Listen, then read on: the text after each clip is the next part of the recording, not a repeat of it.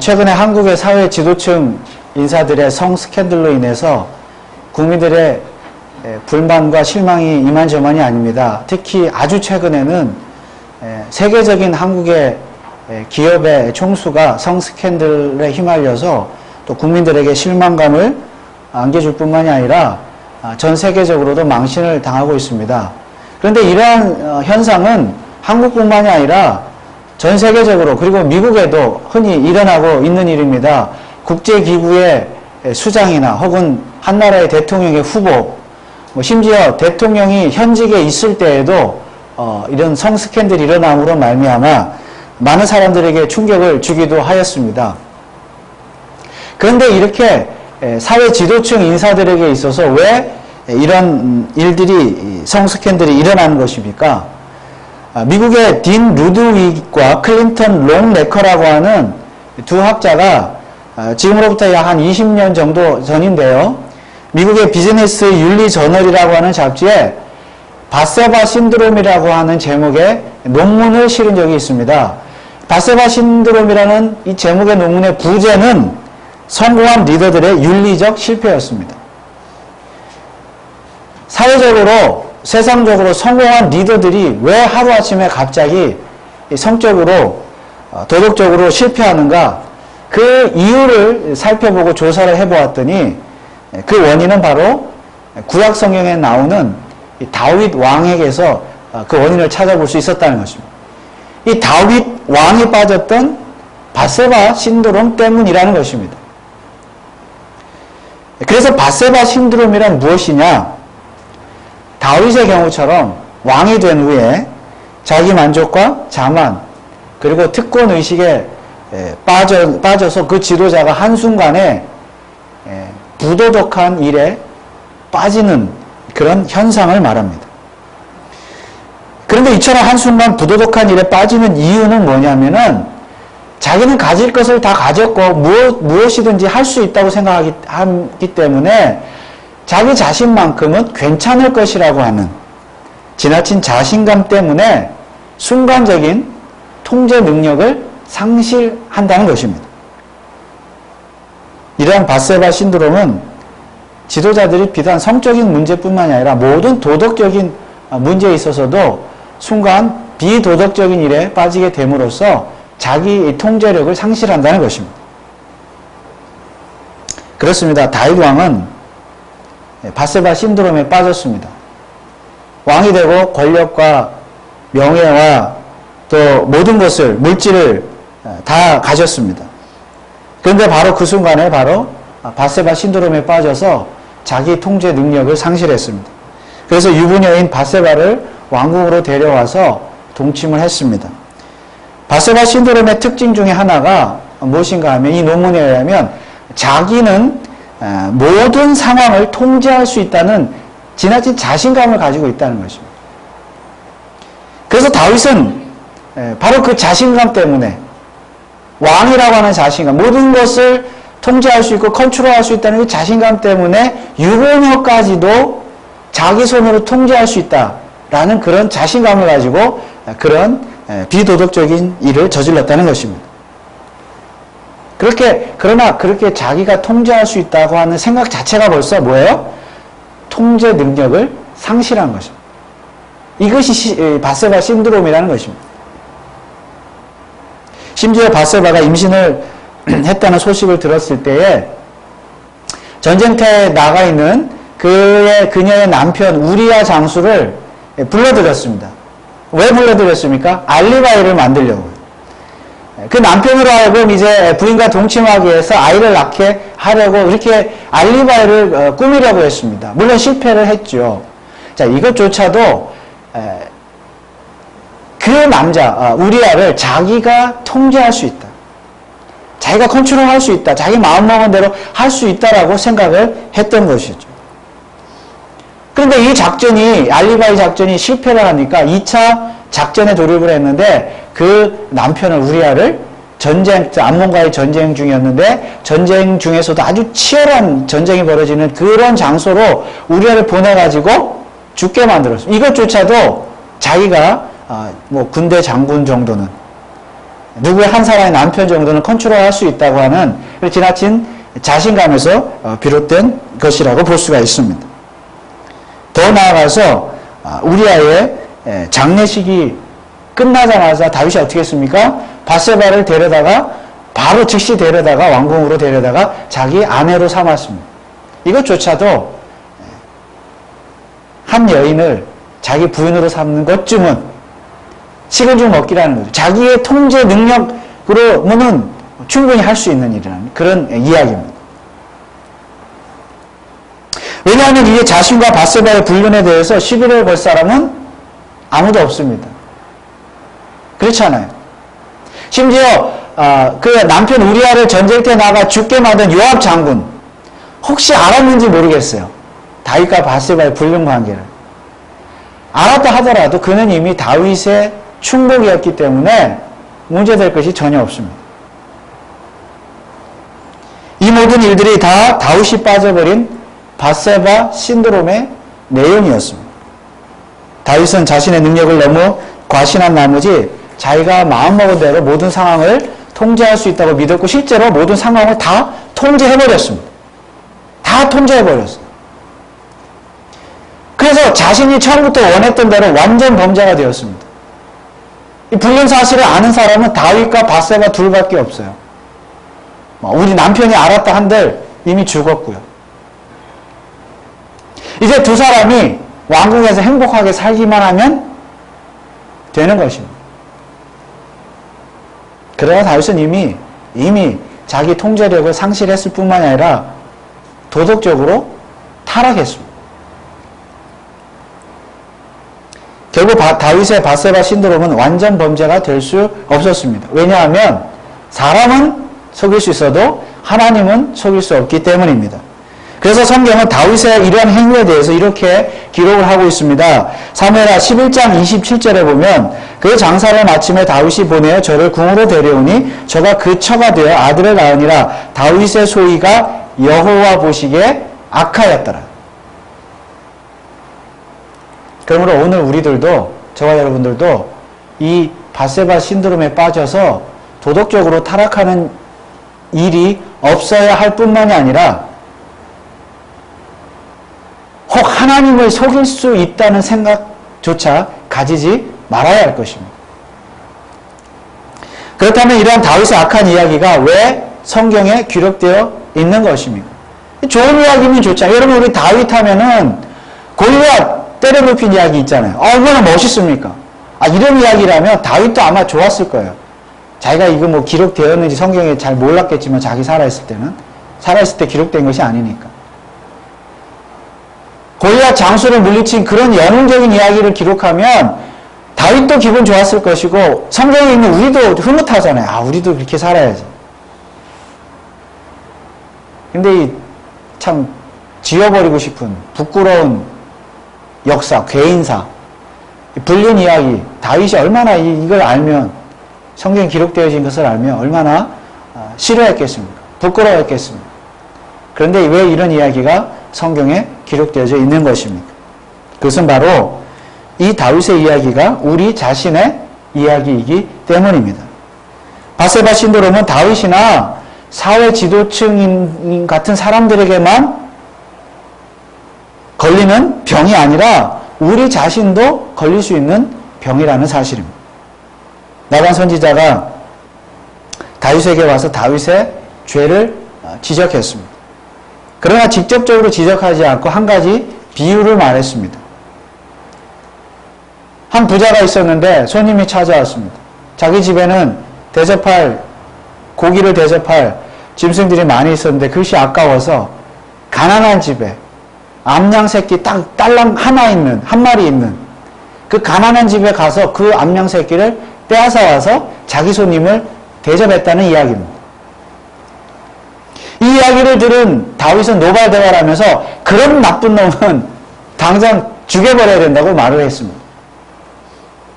이때 나단 선지자는 다윗에게 무엇이라고 말합니까? 7절 말씀에 보면 나단이 다윗에게 이르되 당신이 그 사람이라. 당신이 그 사람이라. 이것이 바로 다윗의 부끄러운 이야기가 성경에 기록된 이유입니다. 나단 선지자는 지금 이 다윗의 이야기를 읽고 있는 저와 여러분들에게도 동일한 말씀을 하고 있는 것입니다. 당신이 바로 그 사람이라. 이 다윗의 부끄러운 이야기는 지금 이 이야기를 읽고 있는 저와 여러분들의 이야기라는 말씀입니다. 그러므로 밧세바 신드롬에 빠져 있는 사람은 다윗만이 아닙니다. 사회 지도층 인사들만이 아닙니다. 혹 우리는 이렇게 말할 수 있습니다. 나는 성적인 면에서는 깨끗해. 그렇게 말할 수 있습니다. 나는 이렇게 불륜을 저지른 적도 없고, 간음을 한 적도 없고, 성추행을 한 적도 없고, 나는 이 부분에 있어서는 깨끗하다고 그렇게 말할 수가 있습니다. 그러나 밧세바 신드롬이라는 것은 단지 성적인 문제만이 아니라 모든 도덕적인 일탈, 도덕적인 타락을 다 말하는 것입니다. 이것은 어느 유명한 학자가 논문에서 이렇게 말했기 때문이 아니라 오늘 성경이 그렇게 말씀하고 있기 때문입니다. 나단 선지자가 다윗의 성적 타락을 지적할 때 처음부터 직접적으로 지적하지 않고 다른 한 가지 비유를 이야기한 이유가 바로 그것입니다.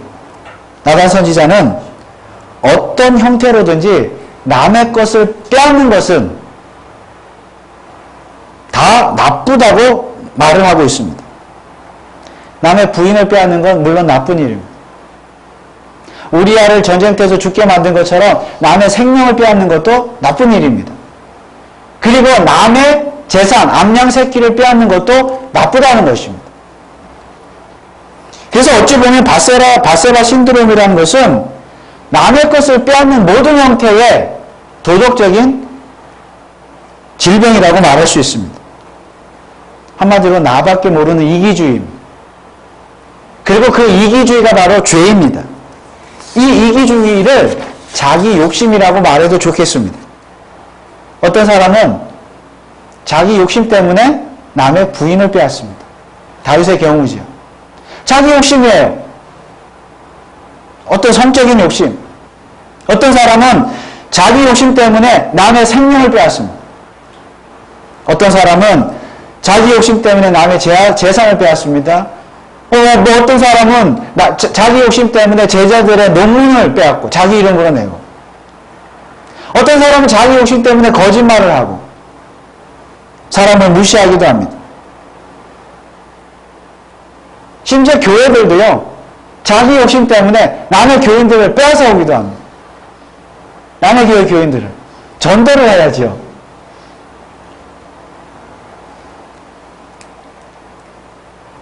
다만 다윗의 경우는 자기 욕심이 성적인 일탈로 나타났을 뿐이지 사람마다 다 자기 욕심이 있고 그 자기 욕심이 나타나서 도덕적인 어떤 타락으로 나타나는 방법과 형태는 다 다를 수 있습니다. 그런 면에서 우리 중에서 나단 선지자의 지적, 당신이 바로 그 사람이다라고 하는 그 지적 앞에서 자유로울 수 있는 사람이 아무도 없습니다. 나는 성적으로 깨끗하다고 자신만만하게 말할 일이 아닙니다. 우리는 말은 하나님의 영광을 위해서 산다고 하지만 결국 내 욕심 때문에 남의 것을 빼앗고 사는 사람들임을 인정하지 않을 수가 없습니다. 그러므로 오늘 다윗의 이야기를 읽으면서 성적인 죄만 죄라고 생각하면서 나는 깨끗하다, 나와는 상관없는 이야기라고 말을 하는 것은 책임 회피일 뿐입니다. 물론 성적인 죄를 지은 사람이 있다면 다윗처럼 즉시 회개해야 할 줄 믿습니다. 그러나 오늘 주보 칼럼에도 썼지만은 다윗은 결국 십계명의 10가지 죄를 다 범했습니다. 한 가지 죄는 필연적으로 다른 죄를 낳게 되고 결과적으로 십계명의 모든 죄를 범한 꼴이 되어 버렸습니다. 그리고 무엇보다도 한 가지 율법만 어겨도 성경은 모든 율법을 다 어긴 것이라고 말씀하고 있습니다. 야고보서 2장 10절에서 11절 말씀에 보면 누구든지 온 율법을 지키다가 그 하나에 거치면 모두 범한 자가 되나니 간음하지 말라 하시니가 또한 살인하지 말라 하셨은즉 내가 비록 간음하지 아니하여도 살인하면 율법을 범한 자가 되느니라. 모든 율법을 범한 자가 되느니라. 결국 우리의 모든 죄는, 저와 여러분들의 모든 죄는 어떤 형태의 죄든지 간에 결과적으로 10계명의 10가지 모든 계명을 다 어긴 것입니다. 그리고 그것은 결국 뭐예요? 하나님 자신을 업신여긴 죄입니다. 그래서 9절 10절에 이렇게 말씀하고 있죠. 오늘 본문 9절 10절에 보면 그러한데 어찌하여 내가 여호와의 말씀을 어기고, 이 나단 선지자가 다윗을 좀 책망하는 것이죠. 그러한데 어찌하여 내가 여호와의 말씀을 업신여기고 나 보기에 악을 행하였느냐? 10절 말씀. 이제 내가 나를 업신여기고 하나님을 업신여기고 햇사람 우리아의 철을 빼앗아 내 철을 삼았으니. 한마디로 바세바 신드롬은 어떤 병입니까? 어떤 죄입니까? 하나님을 업신여기는 죄입니다. 하나님의 말씀을 업신여기고 결국 하나님 자신을 업신여기는 것입니다. 우리가 코람데오, 즉 하나님 앞에서 산다고 늘 그런 생각을 가지고 살고 하나님을 두려워하면서 살 수만 있다고 한다면 우리는 어떤 상황 속에서도 바세바 신드롬에 빠질 일이 없을 것입니다. 그러니까 하나님 자체를 의식하지 않고 하나님을 두려워하지 않으니까 하나님을 업신여기니까 바세바 신드롬에 빠지는 것입니다. 그런데 오늘 우리 자신이 바세바 신드롬에 빠져 있는지 안 빠져 있는지 어떻게 알 수 있습니까?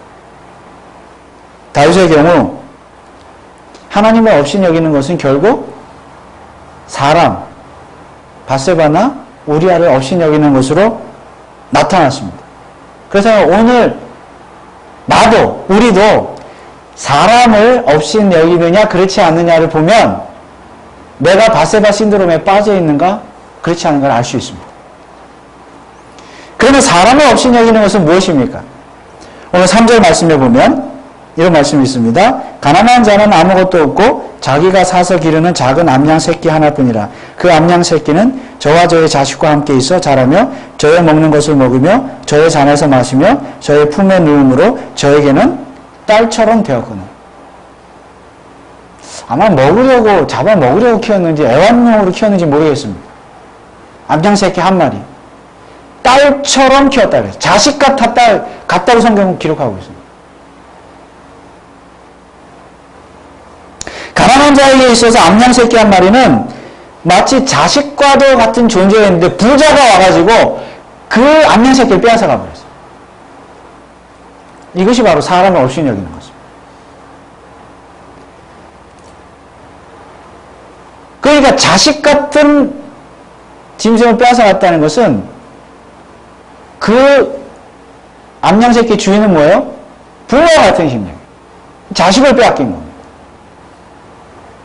사람을 업신여긴다는 건 뭐냐면 암양 새끼는 사람은 아니잖아요. 새끼 자체는 암양은 짐승이니까 사람을 업신여긴다는 건 뭐냐면 그 암양 새끼를 자식처럼 애지중지 키웠던 그 주인, 부모와 같은 그 주인의 마음을 헤아리지 못한 것이죠.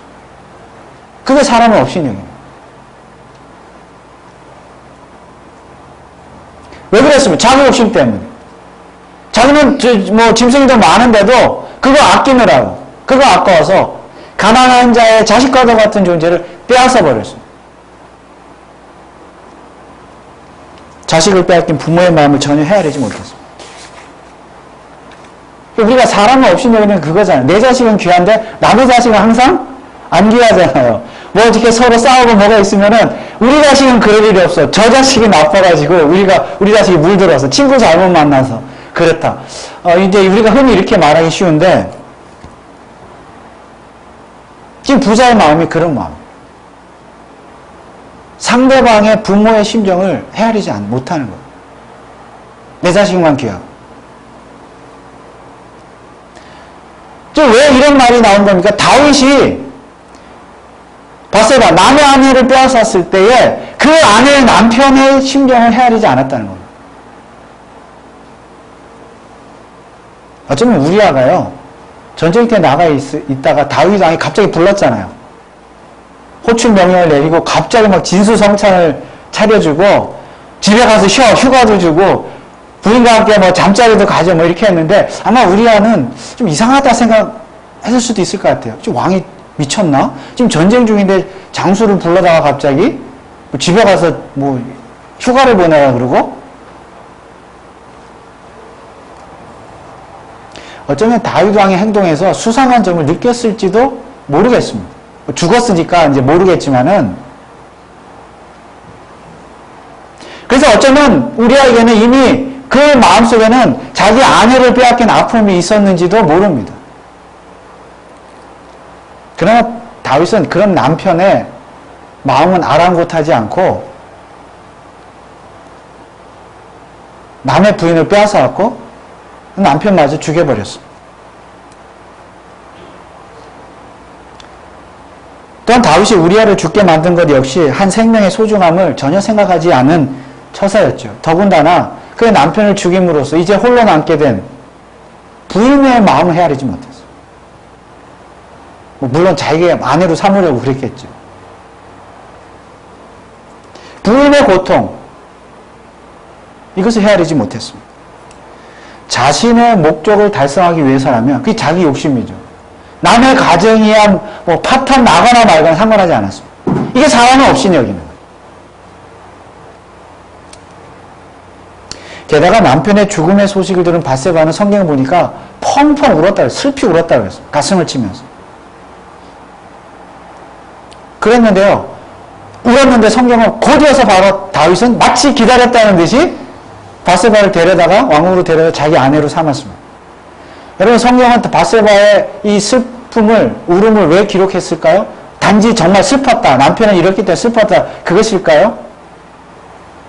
왜 하나님은 이런 다윗의 행위를 악하다고 평가하셨습니까? 그저 자기 욕심 때문에 다윗의 행위가 악했다는 것입니다. 그의 관심사는 그가 울거나 말거나 하루빨리 그를 왕궁으로 데려서 아내로 삼는 거였습니다. 슬픔에 빠져있는 밧세바의 고통은 안중에도 없었다는 거예요. 그게 사람을 헤아리지 않는 거예요. 마음을.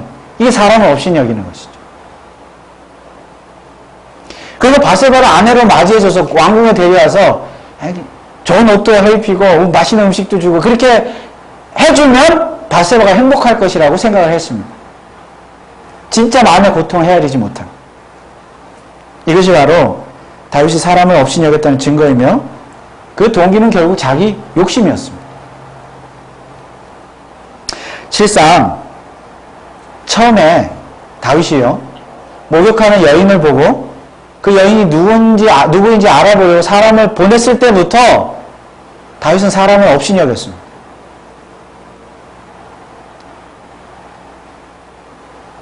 신하가 돌아와서 왕에게 보고를 하죠.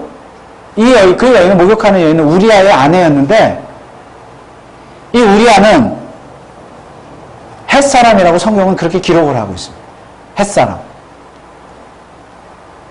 헷 족속은 원래 가나안의 둘째 아들이 헷의 후손인데 이스라엘이 가나안을 정복하기 이전부터 그 가나안 땅에 살았던 그 원주민입니다. 이방 족속입니다.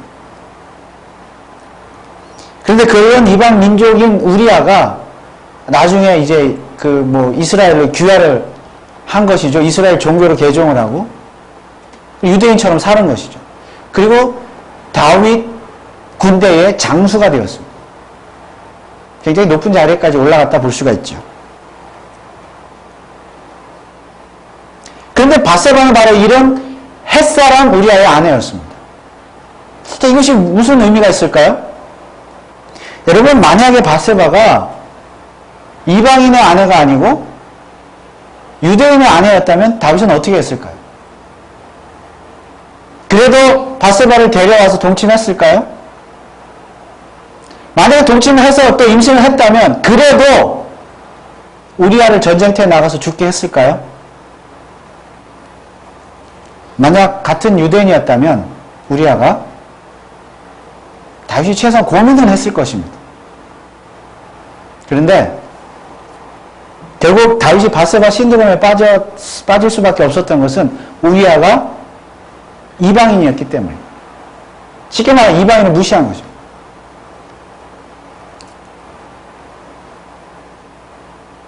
즉 다윗은 이방인이라면 자신의 권력으로 자신이 통제할 수 있다. 뭐 마음대로 권력으로 주무를 수 있다라고 생각을 했던 것입니다. 자, 이것이야말로 약자를 업신여기는 강자의 횡포였습니다. 사람을 업신여기는 것이죠. 그리고 그 동기는 결국 자기 욕심이었습니다. 이러한 죄는 결국 하나님을 업신여기는 것입니다. 그런데 이러한 죄에서 자유로울 사람은 아무도 없습니다. 오늘 우리 중에도 이러한 죄에서 자유로울 사람 아무도 없어요. 이 세상이 돌아가는 원리는요, 약육강식입니다. 강자에게는 강하고, 강자에게는 약하고, 약자에게는 한없이 강한 그런 세상입니다. 소위 우리가 흔히 요즘 갑을관계다, 갑을관계다, 갑질한다, 갑질의 횡포다, 이런 이야기들을 많이 사용하고 있는데, 오늘 보면 갑의 횡포가 너무나 심합니다. 사람을 무시하는 거죠. 업신여기는 거죠. 결국 자기 욕심 때문입니다. 누가 그렇다는 것입니까? 누가 갑질을 한다는 거예요? 갑의 횡포를, 갑의 횡포를 한다는 것입니다. 우리가 갑질하면은, 갑의 횡포하면은, 그거는 무슨, 큰 대기업의 회장님이나 그렇게 하는 것이고, 정치인이나 대통령이나 높은 사람이나 그렇게 하는 것이라고 생각할 수가 있는데, 사실은 우리도 갑질을 하는, 갑의 횡포질을 하는 그런 사람일 수가 있습니다. 항상 우리는 의리라고 생각을 하는데, 우리도 갑질을 할 수가 있거든요. 우리도 우리 삶 속에서 우리 이웃 간에 우리가 갑질을 할 수가 있어요. 친구 간에도 갑질을 할 수가 있고요. 심지어 교회 안에서 성도들 간에도 내가 갑질을 할 수가 있습니다. 내가 말 한마디라도 남의 입장이나 남의 마음을 헤아리지 못하고 말을 함부로 하는 거, 그거 갑질이죠. 나는 조금도 손해보려고 하지 않고요. 나는 손 하나도 까딱 안 하면서 항상 다른 사람이 뭔가 희생하기를 바라고 뭔가 내게 해주기를 바라는 그런 생각 자체도 갑질이 아니겠습니까? 우리 한국 사람들은, 미국에 사는 한국 사람들은 은근히 또 이렇게 남미 사람들이나 흑인들, 동남아시아 사람들 은근히 무시하는 그런 거 있습니다. 그거 갑질이죠. 사람이 다 업신여기는 것이죠. 그런데 누가 갑질을 한다는 거예요? 오늘 본문의 말씀은. 누가 그렇게 한다는 거예요? 나는 항상 의리라고 생각하는데 오늘 다단 선지자 뭐라고 말씀하십니까? 당신이 그 사람이라. 우리 자신이 그렇다. 바로 우리 자신이 그런 갑질을 하고 있는지도 모릅니다. 아니라고요? 나는 아니라고요? 여러분, 다윗이요, 자신이 갑질하고 있는 거 알았습니까? 몰랐습니까? 몰랐어요. 처음부터 몰랐어요. 알았으면 그렇게 하지도 않았겠죠. 심지어 나단 선지자가 와가지고 비유를 통해서 막 여러 가지 이야기를 했음에도 불구하고 자기 자신이 갑질하고 있다, 사람을 무시하고 있다는 사실에 대해서 전혀 깨닫지 못했습니다.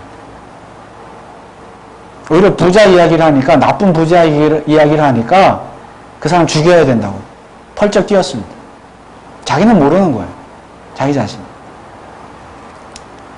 오늘 우리도 그럴 수 있습니다. 남의 갑질에만 분노할 뿐이지 정작 내가 갑질을 하고 있는지는 전혀 모르고 살아갈 수 있습니다. 그러나 오늘 나단 선지자는 저와 여러분들에게 이렇게 말합니다. 당신이 그 사람이라. 바로 우리 자신들이 밧세바 신드롬에 빠져 있다는 지적입니다. 그러나 그것은 단지 신드롬이 아니라 죄입니다. 사람을 업신여기는 것은 곧 하나님을 업신여기는 죄입니다. 그래서 나단 선지자의 지적은 곧 이것입니다. 당신이 바로 그 죄인입니다.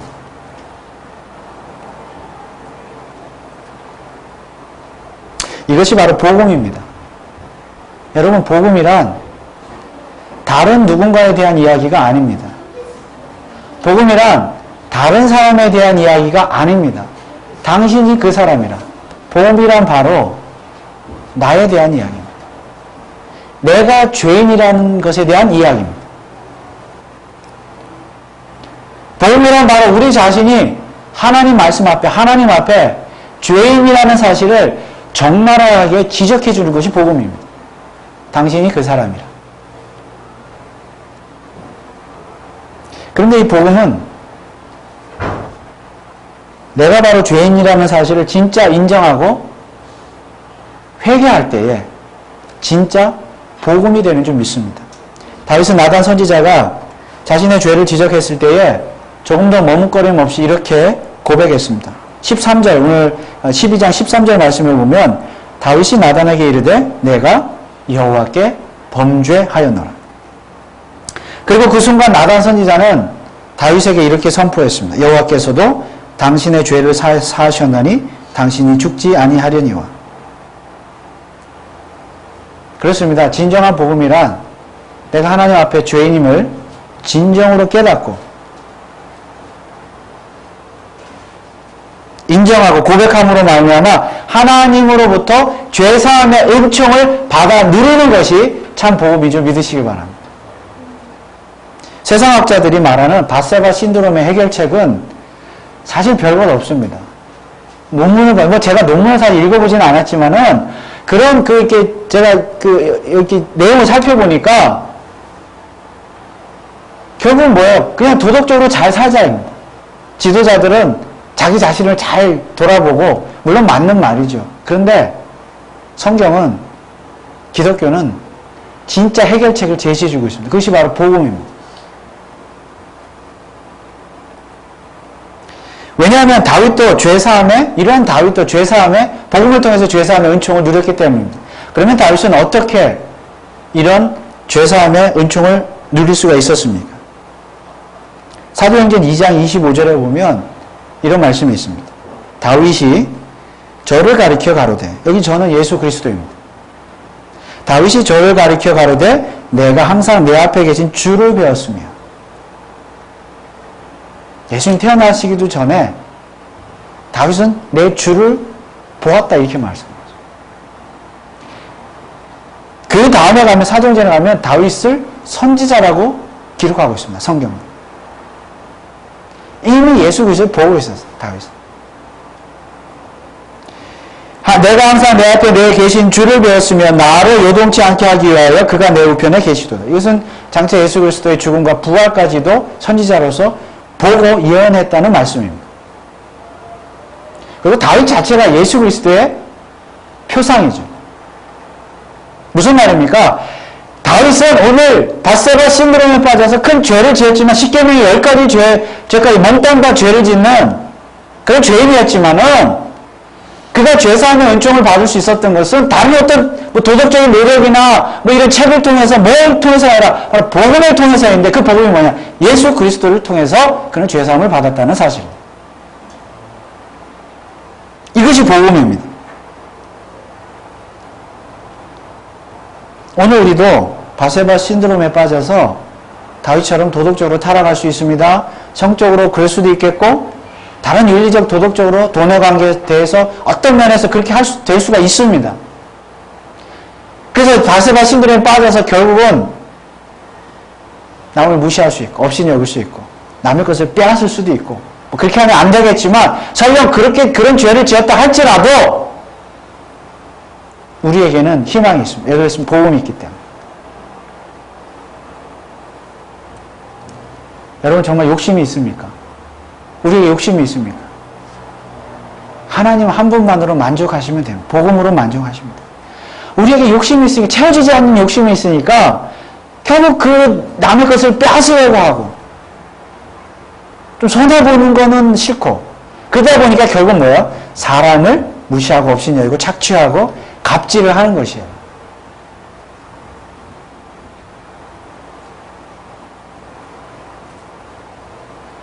우리가 지금까지는 혹시 그렇게 살아왔다 할지라도 그러나 이제 예수 앞에 나오면 하나님이 여러분들의 모든 죄를 다 용서해 주신 줄 믿습니다. 그리고 앞으로 그렇게 살지 않으면 되는 것입니다. 그러므로 예수 그리스도를 통해서 죄사함 받은 저와 여러분들이 이제 예수 그리스도를 통하여 앞으로 더 이상은 밧세바 신드롬에 빠지지 말고 도덕적으로도 선하게 살 뿐만이 아니라 사람을 없이 여기지 않고 하나님을 없이 여기지 않는 그런 삶을 사시기를 주님의 이름으로 축원을 드립니다. 기도하겠습니다. 하나님 아버지 은혜를 감사합니다. 다윗이 밧세바 신도림에 빠져서 결국 사람을 무시했습니다. 자기 욕심 때문이었습니다. 그러나 하나님이 책망을 했을 때에 죄를 지적했을 때 즉시 회개했고 죄사함을 받았습니다. 예수 그리스도를 통하여 죄사함을 받았습니다. 오늘 우리가 세상을 살아가면서 정말 하나님을 없이 여기지 않기를 원합니다. 그것은 사람을 없이 여기지 않는 것입니다. 우리도 밧세바 신도림에 빠져서 사람을 멸시하고 무시하고 갑질을 하고 남의 것을 빼앗는 자가 되지 말게 하시고 오히려 베풀어주고 나누어주고 용서해주고 사람들을 세워주고 사랑하는 그런 믿음의 사람들이 다 될 수 있도록 주님 축복하여 주옵소서. 예수 그리스도의 이름으로 기도하옵나이다. 아멘.